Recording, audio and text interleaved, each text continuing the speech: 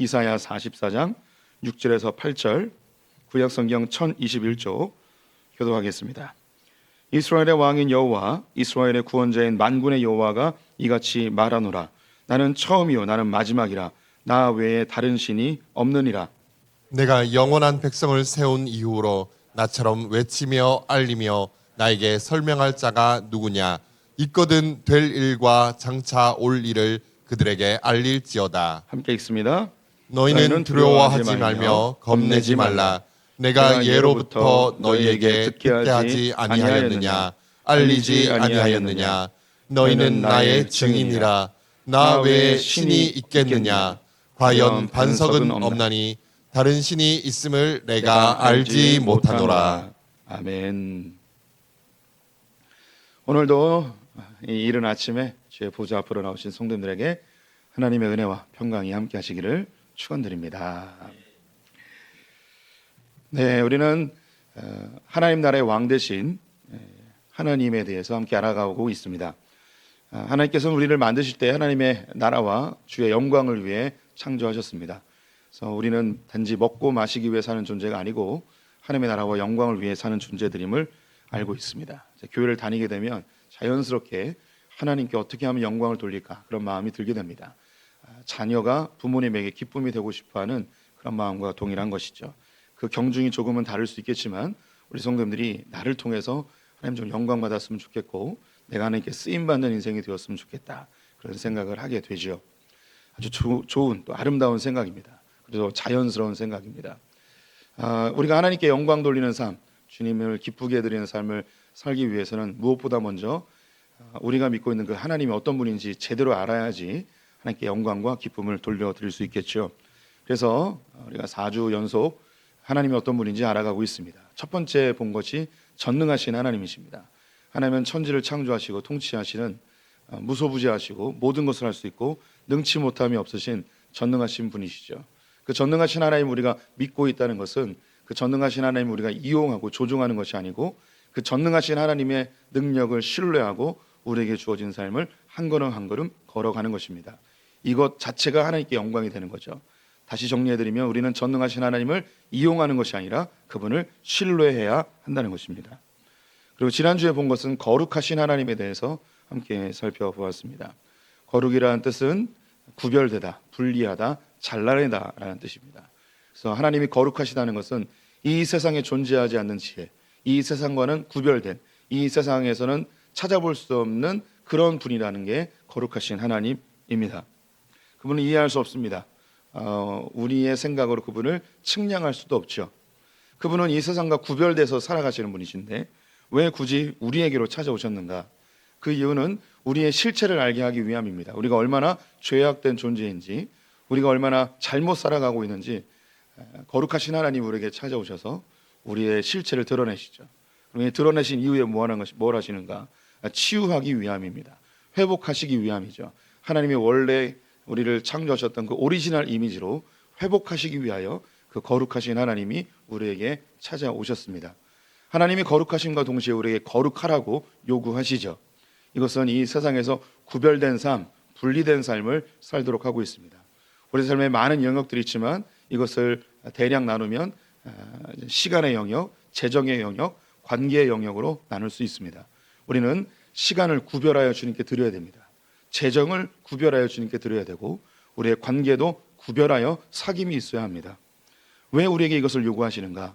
거룩은 결국 치유로 흘러가게 되어 있습니다. 이 구별되어지는 시간, 재정, 관계성들이 우리를 치료합니다. 오늘 이렇게 안식일에 이 시간을 구별하여 드린 이것이 바로 우리 성도들의 일주일의 삶을 치료하는 줄 믿습니다. 오늘 드린 이 재정이, 이 헌금이 구별하여 주님께 올려드린 이 11조가 내가 재정의 종노릇 하지 않고 재정의 지배를 당하지 않고 재정을 통치하고 다스리는 치유, 자유함을 얻게 합니다. 이 세상의 관계성들 내 이익대로 따라가는 것이 아니고 때로는 손해를 볼지라도 주님 영광을 위해서 견뎌내고 참고 인내하고 품어주는 것, 또한 이 세상의 인간의 관계성을 뛰어넘어 하나님과의 관계를 위하여 이 시간에 찾아오신 분들, 하나님과의 친밀함이 우리의 상한 마음을 치료해 줍니다. 하나님의 이 친밀한 관계성이 우리가 이 세상에 지쳐 있는 관계성들을 회복시켜 줍니다. 그래서 이렇게 예배 한 시간 잘 드리고 은혜 받고 가면요, 미운 사람도 막 좋아하게 되고, 또 불편했던 분들도 견뎌낼 수 있죠. 유효 기간에 어떤 분들은 하루 가는 분들도 있고, 어떤 분들은 수요일까지 가는 분들이 있는데, 제가 보니까 보통 수요일 오전에 끝나는 것 같더라고요. 그래서 수요일 저녁부터 싸워요. 예.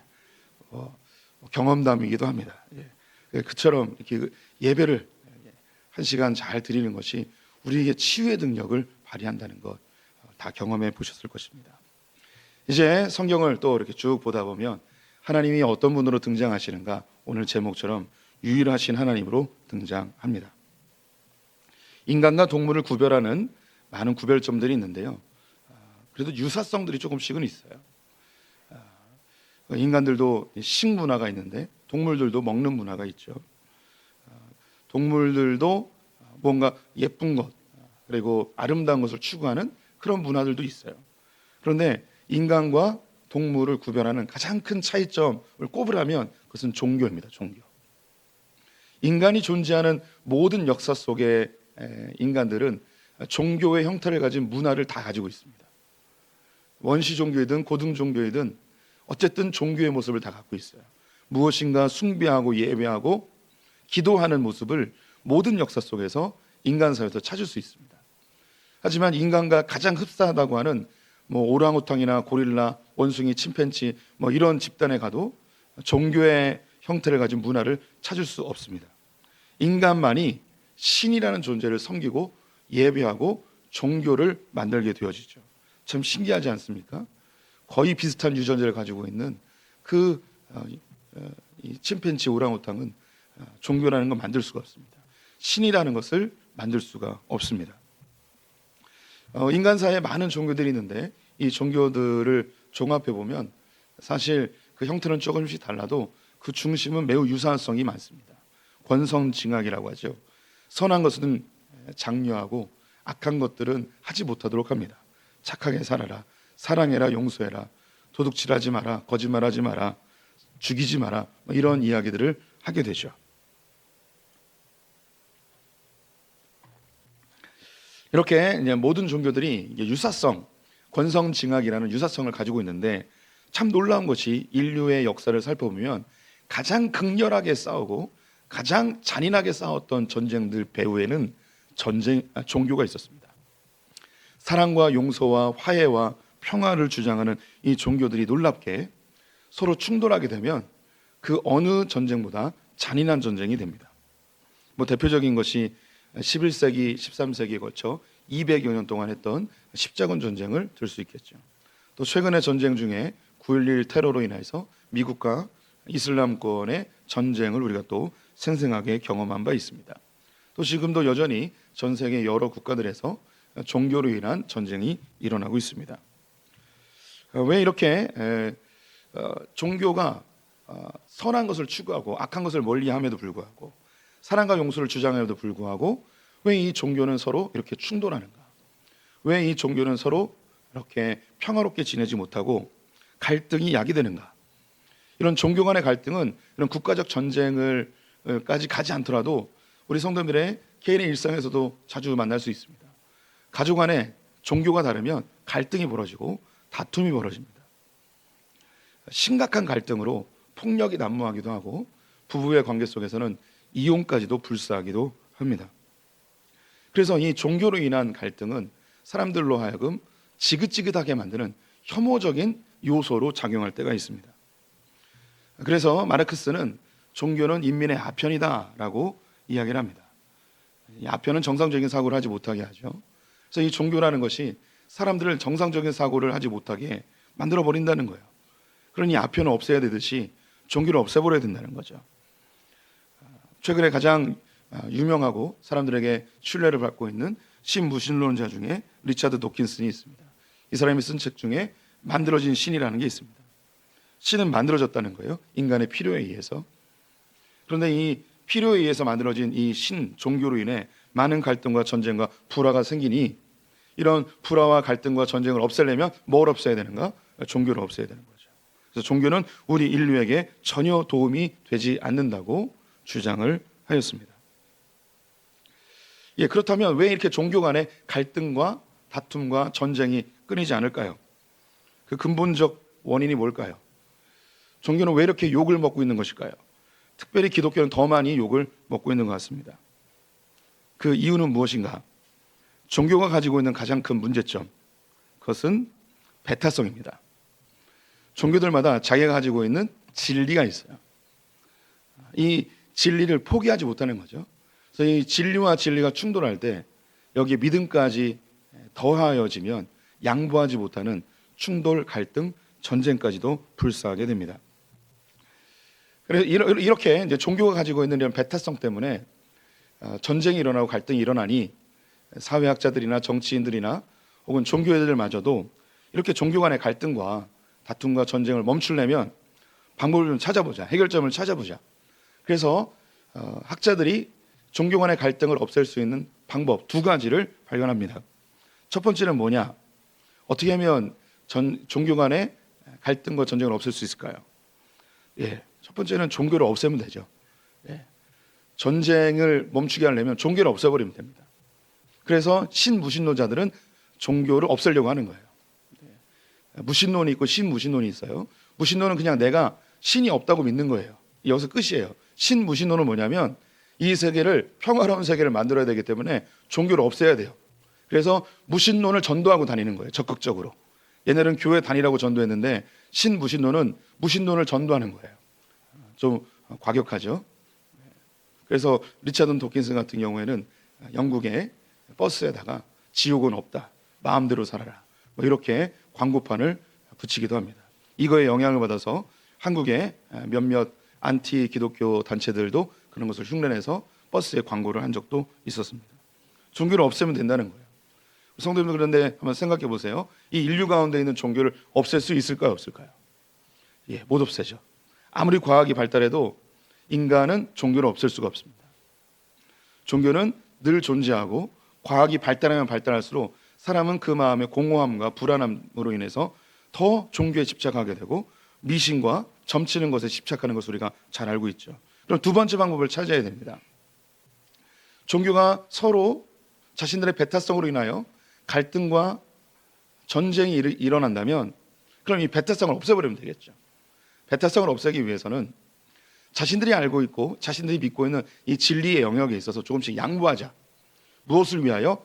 세계 인류의 평화를 위해서, 종교 간의 평화를 위해서 자신들이 가지고 있는 그 진리의 배타성을 좀 내려놓고 사이좋게 지내자라는 것으로 합의가 되었습니다.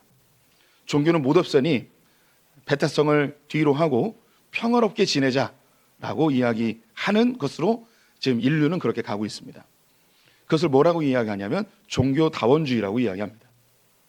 너희도 구원이 있고 너희도 구원이 있고 너희도 구원이 있으니 우리 서로 자기 것만 옳다고 이야기하지 말고 다른 종교의 다양성도 인정해주면서 우리가 평화롭게 지내자. 그래서 현대의 모든 종교의 목표성은 어디에 있냐면 평화입니다. 평화롭게 사이좋게 지내는 것이 전쟁과 갈등을 없애고 종교 간의 전쟁을 사라지게 해서 평화로운 세상을 만들자. 평화로운 세상을 만들기 위해선 서로에게 갈등의 요소들을 제거해버리자. 이것이 오늘날 종교가 흘러가고 있는 합의되어진 방향성이죠. 그래서 우리 기독교 안에서 이런 운동을 주도적으로 하는 것을 WCC라고 이야기합니다. 기독교가 가지고 있는 가장 선명한 배타성 두 가지가 있는데요. 하나는 하나님이 유일하신 하나님이라는 것이에요. 두 번째는 예수 그리스도만이 구원의 길이라는 거죠. 이 두 가지가 아주 선명한 배타성입니다. 그 중에 한 가지 오늘 유일하신 하나님에 대해서 살펴보도록 하겠습니다. 기독교는 하나님 외에 다른 신이 없다고 이야기합니다. 오늘 성경에서도 나 외에 다른 신은 없다고 주님이 선언하시죠. 매우 배타적이죠. 다른 종교들은 다른 신들도 인정해요. 그리고 사이좋게 지내자고 이야기해요. 자기의 종교만이 유일한 종교라고 이야기하는 타 종교들도 있지만 가장 선명하게 배타성을 가지고 있는 것은 기독교입니다. 나 외에 다른 신이 없다는 거죠. 하나님, 우리가 믿는 하나님이 너무 꽉 막힌 거 아닌가 뭐 이런 생각이 들긴 합니다. 이 세상에 다양한 종교가 있고 오늘날 이 글로벌한 세계화 시대 속에서 자기 것만 고립되게 하면 안 된다는 거죠. 다양성을 인정해 줘야 된다는 거예요. 그런데 우리 하나님은 앞뒤가 꽉꽉 막힌 그런 배타적인 분일까요? 아니면 하나님이 굉장히 다양성을 추구하는 분일까요? 어떻게 생각이 드십니까? 제가 성경을 보면서 발견한 하나님은 매우 다양성을 추구하시는 하나님이라는 것을 발견하게 됩니다. 하나님은 다양한 걸 좋아하세요. 우리 성도님들이 한번 자연 만물을 보십시오. 똑같이 생긴 동물이 없고요, 똑같이 생긴 식물이 없습니다. 참으로 다양합니다. 우리 성도님들 여기 한 30여 명이 앉아 계신데 얼굴이 똑같은 사람이 한 명도 없습니다. 심지어 쌍둥이도 성장하면 달라집니다. 우리가 자주 하는 말 있죠. 아이고, 같은 뱃속에서 나왔는데 이렇게 다를 수 있을까? 이런 얘기를 합니다. 똑같은 엄마가 낳았는데 한 자매는 너무 예쁘고 한 자매는 너무 부담스럽고 이런 경우가 있어요. 공감이 안 되는군요. 이 세상에 참 식물들 너무 많은데 예쁜 식물들 많잖아요. 너무 다양해요. 제가 뉴질랜드 가서 뉴질랜드에 사는 독특한 새를 알게 되었습니다. 예전에도 이름은 들어봤는데 뉴질랜드 가서 자세하게 이야기를 들었죠. 우리 성도님들 혹시 들어보셨습니까? 키위새라고. 이 새가 키위새입니다. 그 크기는요, 닭만 해요, 닭. 그런데 잘 보시면 날개가 없습니다. 날개가 퇴화돼서 날지 못합니다. 그래서 이 키위새는 부리로 땅을 헤쳐가지고 거기서 이제 그 곤충 같은 거 잡아먹는 새입니다. 너무 독특하죠. 이거는 그 보호종이라요, 동물원에서만 볼 수 있는데 제가 놀랍게도 뉴질랜드 가서 길에서 이 키위새를 봤습니다. 나중에 듣자니 가이드가 풀어놓은 거라는 이야기도 있었습니다. 봤어요. 정말 신기했어요. 이 키위새는요, 알이 자기 몸의 3분의 1이에요. 그래서 엄마가 알을 낳다가 거의 죽어요. 한 80%가 죽는데요. 20%의 엄마 새들은 알을 품을 수 있을 만큼의 에너지가 없어져요. 그래서 어디론가 사라진대요. 그 에너지를 보충하기 위해서. 그러면 이 알을 누가 품냐면 아빠가 품어요. 그럼 아빠가 부화를 시킨 다음에 양육도 누가 하냐면 아빠가 한답니다. 뉴질랜드에는 키위가 3개가 있대요. 이 키위새가 있고요. 또 뭐가 있냐면 우리 성도님들 좋아하는 과일 키위가 있습니다. 이 과일 키위가 왜 이름이 키위가 됐냐면 이 과일을 만들어 놨는데 그 모양이 키위새의 부리하고 다리를 빼면 키위하고 비슷하다고 해서 키위새라고 했어요. 신기해야 할 줄 알았어요.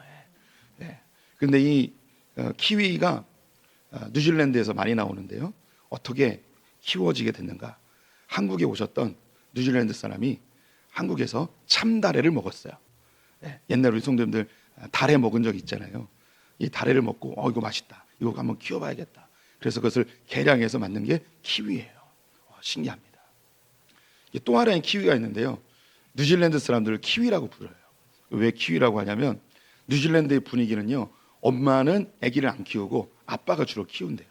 그래서 뉴질랜드의 아빠들이 우리는 신새가 키위새와 같구나 그러면서 남자들이 자조 섞인 언어로 우린 키위야 라고 하다가 이 키위가 뉴질랜드 사람 전체를 그냥 다 키위라고 부른다고 합니다. 키위새 하나의 이 독특성, 이것이 뉴질랜드의 상징적인 모습이 됐죠. 우리나라에도 다양한 동물들이 있습니다. 너무너무 다양하죠. 하나님이 지으신 세계는 참으로 다양합니다. 이렇게 다양성을 좋아하시는 하나님께서 그런데 이 상아리만큼 하나님의 존재에 대해서는, 그리고 주님께로 가는, 주님을 만나는 길에 대해서는 절대 양보 없이 매우 배타적이십니다. 다른 모든 것들은 다양하신데 이 하나님의 존재와 이 하나님을 만나러 가는 그 통로에 대해서는 그 어떤 것도 양보하지 않고 배타적이십니다. 하나님 왜 이것을 이렇게 양보하지 않고 배타성을 유지하고 계실까요? 그리고 기독교는 이 유일하신 하나님과 예수 그리스도의 유일한 구원성에 대해서 왜 포기하지 않고 이것을 여전히 붙들고 있을까요? 유일하신 하나님, 이 단어는 단지 명제로서 끝나지 않고 관계적 언어입니다. 출애굽기에서 유일하신 하나님이 가장 먼저 등장하는데요. 출애굽기 20장 3절에서 5절 말씀을 같이 읽어보겠습니다. 너는 나 외에는 다른 신들을 내게 두지 말라. 너를 위하여 새긴 우상을 만들지 말고 또 위로 하늘에 있는 것이나 아래로 땅에 있는 것이나 땅 아래 물속에 있는 것에 어떤 형상도 만들지 말며 그것들에게 절하지 말며 그것들을 섬기지 말라. 나 내 하나님 여호와는 질투하는 하나님인즉 나를 미워하는 자의 죄를 갚되 아버지로부터 아들에게로 3, 4대까지 이르게 하거니와. 네, 나 외에 다른 신을 섬기지 마라. 그 어떤 우상도 만들지 마라. 만약 그렇게 만들면 나는 질투하는 하나님이다 라고 이야기합니다. 유일하신 하나님, 이것은 관계적 언어입니다. 질투하신다는 거죠. 하나님이 이스라엘을, 우리를 신부로 묘사하기도 하고 아내로 묘사하기도 합니다. 마치 연애하는 것처럼, 결혼 생활하는 것처럼 하나님이 남편이고 우리가 신부이죠. 가장 친밀한 관계성을 보여주는 관계입니다. 우리 부부 관계 속에서 배우자 외에 다른 사람을 좋아한다는 건 있을 수 없죠. 결혼을 했다는 것은 어떤 의미냐? 당신은 나만 사랑해야 돼? 인 거예요. 배타성을 갖는 거죠. 이 관계는, 특별히 부부의 관계는 그 누구에게도 공유할 수 없는, 양보할 수 없는 배타성을 가지고 있어요. 유일하신 하나님은 관계적 언어예요. 너 나만 사랑해야 돼, 이거예요. 우리 성도님들 중에 그런 일이 벌어지진 않겠지만 어떤 아내가 혹은 나의 여자친구가 오빠 세상은 다양하잖아. 그리고 공평하고 평화로워야 되잖아. 그럼 오빠는 다양한 자매들하고 평화롭게 공평하게 살아가면서 지내? 라고 한다면 이 여자는 어떻게 하면 좋을까요? 남자들 중에 할렐루야를 외치는 분이 있을 수 있겠지만 그런 일이 벌어지면 안 되죠. 있을 수 없는 일이죠. 이 사람이 내 남편이고 내 남자친구라는 건 내가 배타적으로 소유한다는 거예요. 나만 바라봐야 되고 나만 사랑해야 되고 나만 소유할 수 있다는 거죠. 이 배타성이 나쁜 게 아니잖아요. 이 배타성은 반드시 필요하고 그 관계를 유지하는 유일한 수단이에요. 하나님이 내가 유일한 하나님이다 라는 것은 관계적 언어예요. 너 나만 사랑해야 돼. 왜? 내가 너를 구원했어. 내가 너의 남편이야. 이런 관계성의 배타성은, 관계적 배타성은 우리 주변에 또 있습니다. 이 관계적 배타성을 주님이 아버지와 자녀로 이야기합니다. 자녀가 아버지에 대해서 아버지도 아버지, 이 사람도 아버지, 이렇게 하면 계족보가 되는 거죠. 다른 말로 나를 낳아주신 아버지가 있는데 당신은 나의 아버지가 아닙니다 라고 이야기한다면 배은망덕, 호루자식이 되는 거죠. 또한 왕과 백성에게도 배타적 관계성이 있습니다. 한 나라의 백성이 나의 주군이신 나의 왕을 섬기지 않고 다른 나라 왕을 섬기면 이 사람은 뭐냐면 배신이에요. 배신. 배반이죠. 즉각 처형해야 되는 거죠. 관계성에는 반드시 배타성이 들어 있습니다. 유일하신 하나님이라는 것은 하나님과 우리가 특별한 관계성을 가진 배타적 관계, 즉 넌 내 거야. 넌 나만 좋아해야 돼. 왜? 나는 너만 좋아하니까. 유일하신 하나님 안에는 관계적 언어가 숨겨 있습니다. 그렇다면 기독교가 정말 배타적 종교인가? 우리 하나님은 정말 배타적인 분이신가? 마치 다른 종교들은 평화를 사랑하고 평화를 위해서 자신들이 헌신하는 것처럼 보여지고 기독교는 하나님이 유일하신 분이라 이야기하니 매우 배타적으로 보이겠지만 우리가 눈을 들어서 전 세계에 있는 종교들을 살펴보면 전혀 다른 결론이 나오게 됩니다. 세상에 주요 종교들이 있죠. 불교, 힌두교, 유대교, 이슬람, 기독교. 기독교를 제외한 다른 종교들은요, 뭔가 평화롭고 다양성을 추구하는 것 같지만 자기의 언어와 지역을, 민족을 뛰어넘지 못합니다. 유대교는 유대인들에게만 집중되어 있습니다. 불교는 동남아시아 일대에만 형성되어 있습니다. 힌두교는 인도를 벗어나지 못합니다. 이슬람은 중동을 벗어나지 못하죠. 하지만 기독교는 중동 이스라엘에서 시작되었지만 아시아로, 유럽으로, 아프리카로, 북미와 남미로, 오세아니아로 전 세계에 흩어져 있습니다. 만약에 기독교가 배타적 종교라면 이렇게 흩어지면 안 되죠. 심지어 아프리카와 흑인 노예들은 기독교 백인들에 의하여서 핍박을 당하였는데, 놀라운 것은 그들이 백인에게 핍박을 당함에도 불구하고 그들이 소망을 두었던 한 가지는 성경에 나오는 하나님이었습니다. 아프리카 사람들은 지금 50% 이상이 기독교인입니다. 우리 성도님들이 아시듯이 미국의 흑인 노예들이 유일하게 소망했던 것은 하나님으로 인한 그들의 해방이었습니다. 이 흑인 노예들이 불렀던 찬송들이 우리가 가지고 있는 성경에 많이 담겨 있습니다. 신자 되기 원합니다. 찬양하시죠. 신자 되기 원합니다. 진심으로 진심으로. 그거 다 흑인들이 불렀던, 노예들이 불렀던 찬양이었어요. 어떻게 이럴 수 있을까요? 남미도 마찬가지입니다. 유럽의 사람들에 의해서 식민지의 삶으로 착취당했는데 그들이 떠난 이후에 남미는 그들의 토착 종교로 돌아가지 아니하고 그들은 하나님을, 예수님을 믿는 종교로 바뀌게 되었죠. 무엇이 정말 배타적인 종교일까요? 하나님은 모든 민족, 모든 언어, 모든 나라의 하나님이십니다.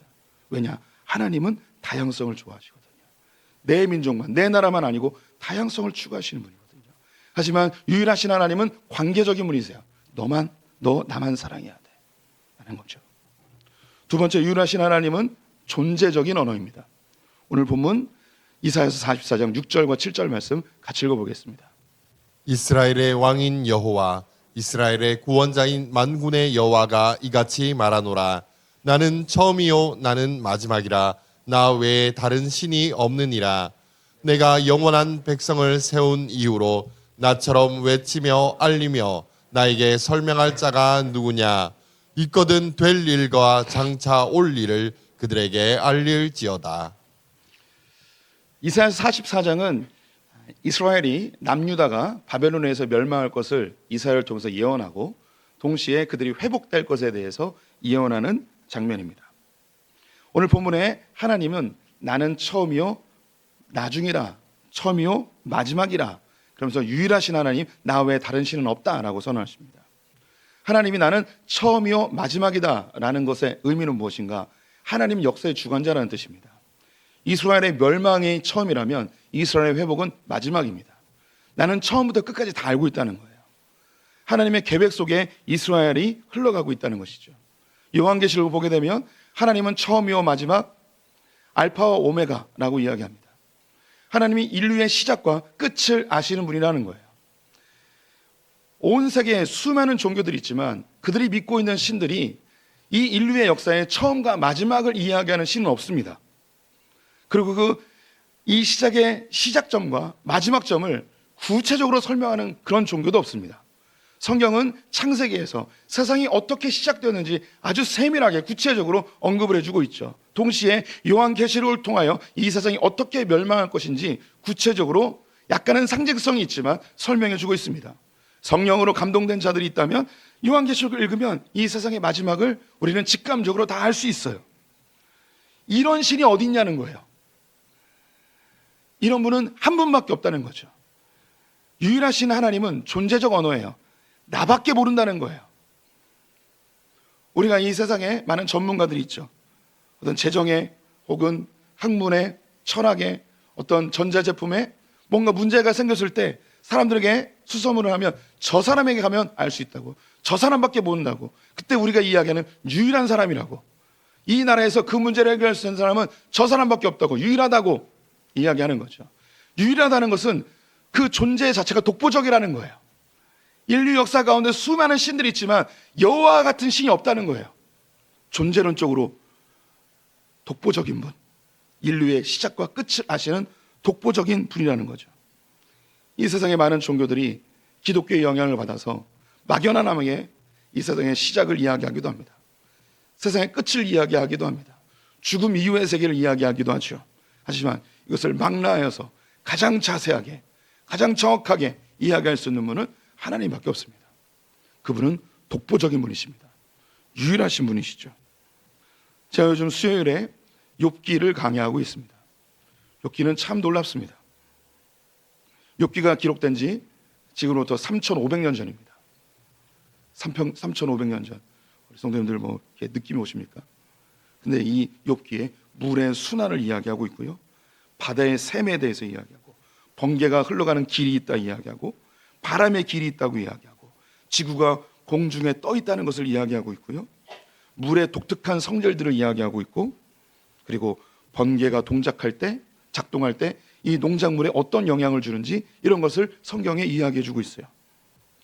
이런 것을 이야기할 수 있는 이 자연 만물을 창조하신 하나님밖에 없습니다. 오늘 이사야서에도 이런 걸 이야기할 수 있는 존재가 있다면 네가 한번 얘기해봐라. 누가 이런 걸 이야기할 수 있겠냐?